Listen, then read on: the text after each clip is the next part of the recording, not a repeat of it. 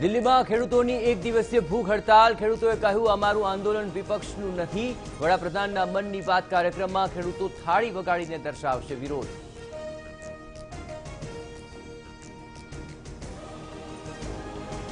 દિલ્હીમાં આંદોલન વચ્ચે વડાપ્રધાન ખેડૂતો સાથે કરશે વાત. 25 ડિસેમ્બરે સુશાસન દિવસની ઉજવણી. ખેડૂતોના ખાતામાં રૂપિયા ટ્રાન્સફર કર્યા બાદ કરશે સંબોધન.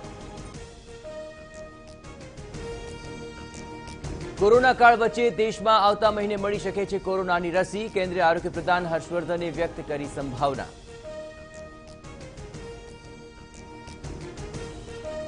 આ શૈક્ષણિક વર્ષમાં નહીં ખુલે શાળાઓ. નવા સત્રથી શાળા ખોલવાનું થઈ શકે છે આયોજન.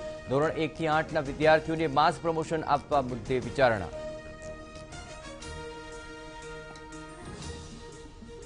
ભાજપ રાજ્યસભાની ચૂંટણી માટે નીતિન ભારદ્વાજને ઉતારી શકે છે મેદાને. તો કોંગ્રેસમાં ભરતસિંહ સોલંકી, મધુસૂદન મિસ્ત્રી અને જગદીશ ઠાકોરના નામ પર વિચારણા.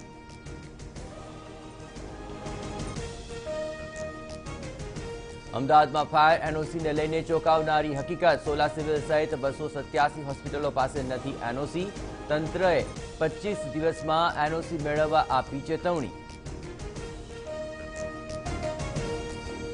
ગીર સોમનાથમાં બાળકી પર હુમલો કરનાર દીપડો પકડાયો. તો પંચમહાલમાં વન વિભાગની બેદરકારીએ દીપડો ફરાર. પાંજરામાં મૂકેલી બકરીનું મારણ કરીને દીપડો ગાયબ.